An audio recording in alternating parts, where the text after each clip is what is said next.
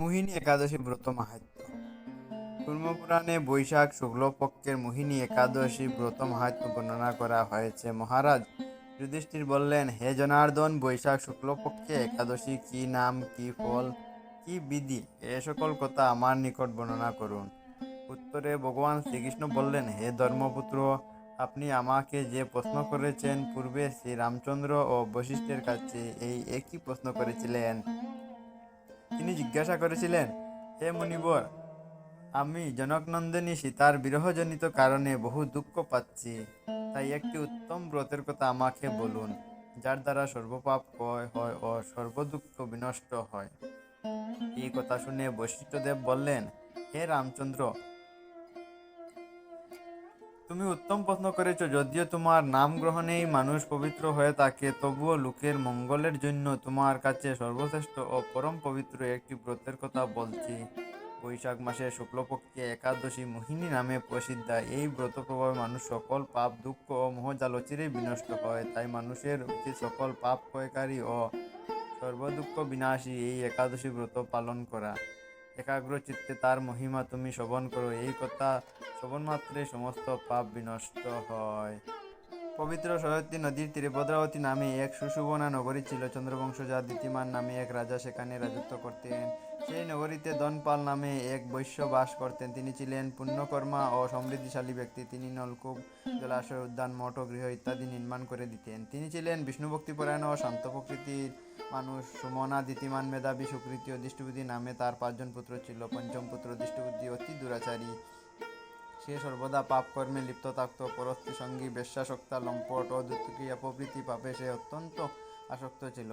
দেবতা, ব্রাহ্মণ ও পিতামাতা সেবায় তার একেবারেই মতি ছিল না। সে অন্যায় কার্যে রত, দুষ্ট স্বভাব ও পিতৃদন কয়েকারক ছিল। সবসময় সে অভক্ষ, ভক্ষণ ও সুরাপানে মত্ত থাকত। পিতা ধনপাল একদিন পথ চলছিলেন। হঠাৎ তিনি দেখতে পেলেন দৃষ্টবুদ্ধি এক বেশ্যার গলায় হাত রেখে নিঃসংকোচে ঘুরে বেড়াচ্ছে। তার নির্লজ্জ পুত্রকে এভাবে চৌরাস্তায় ভ্রমণ করতে দেখে তিনি অত্যন্ত মর্মাহত হলেন। এই কুস্বভাব দর্শনে ক্রুদ্ধ হয়ে তিনি তাকে গৃহ থেকে বার করে দিলেন। তার আত্মীয় স্বজনও তাকে পরিত্যাগ করল। সে তখন নিজের অলঙ্কারাদি বিক্রি করে জীবন অতিবাহিত করত। কিছুদিন এইভাবে চলার পর অর্থাভাব দেখা দিল। ধনহীন দেখে সেই বেশ্যাগণও তাকে পরিত্যাগ করল। অন্নবস্ত্রহীন দৃষ্টবুদ্ধি ক্ষুধা তৃষ্ণায় অত্যন্ত কাতর হয়ে পড়ল। অবশেষে নিজের গ্রামে সে চুরি করতে শুরু করল। একদিন রাজপ্রহরী তাকে ধরে বন্দী করল, কিন্তু পিতার সম্মানার্থে তাকে মুক্ত করে দিল। এভাবে বার কয়েক সে ধরা পড়ল ও ছাড়ও পেল, কিন্তু তবুও সে চুরি করা বন্ধ করল না। তখন রাজা তাকে কারাগারে বদ্ধ করে রাখলেন। বিচারে সে কোষাঘাত দণ্ডভোগ করল। কারাভোগের পর অনন্য উপায়ে দৃষ্টবুদ্ধি বনে প্রবেশ করল। সেখানে সে পশুপাখি বধ করে তাদের মাংস ভক্ষণ করে অতি দুঃখে পাপময় জীবনযাপন করতে লাগল। দুষ্কর্মের ফলে কেউ কখনো সুখী হতে পারে না, তাই সেই দৃষ্টবুদ্ধি দিবারাত্রি দুঃখ সুখে জর্জরিত হলো। এভাবে অনেক দিন অতিবাহিত হলো। কোনো পুণ্য ফলে সহসা একদিন সে কৌণ্ডিন্য ঋষির আশ্রমে উপস্থিত হলো। বৈশাখ মাসে ঋষিবর গঙ্গা স্নান করে আশ্রমের দিকে প্রত্যাবর্তন করেছিলেন। শোকাকুল দৃষ্টবুদ্ধি তার সম্মুখে উপস্থিত হলো। ঘটনাক্রমে ঋষির বস্ত্র হতে এক বিন্দু জল তার গায়ে পড়ল। সেই জল স্পর্শে তার সমস্ত পাপ দূর হলো। হঠাৎ তার শুভবুদ্ধি উদয় হলো। ঋষিবর সামনে সে কৃতাঞ্জলি পুটে প্রার্থনা করতে লাগলো, হে ঋষিশ্রেষ্ঠ, যে পুণ্য প্রভাবে আমি এই ভীষণ দুঃখ যন্ত্রণা থেকে মুক্তি লাভ করতে পারি, তা কৃপা করে আমাকে বলুন। ঋষিবর বললেন, বৈশাখ মাসের শুক্লপক্ষে মোহিনী নামে যে প্রসিদ্ধ একাদশী আছে, তুমি সেই ব্রত পালন করো।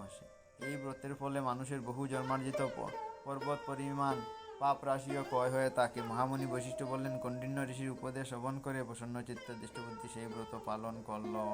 হে মহারাজ রামচন্দ্র, এই ব্রত পালনে যে সে নিষ্পাপ হলো, দিব্যদেহ লাভ করলো, অবশেষে গরুড়ে আরোহণ করে সকল প্রকার উপদ্রবহীন বৈকুণ্ঠ ধামে গমন করলো। হে রাজন, ত্রিলোকে মোহিনী ব্রত থেকে আর শ্রেষ্ঠ ব্রত নেই। যজ্ঞ, তীর্থস্নান, দান ইত্যাদি কোনো পুণ্যকর্মই এই ব্রতের সমান নয়। এই ব্রত কথা শ্রবণ কীর্তনে সহস্র গোদানের ফল লাভ হয়।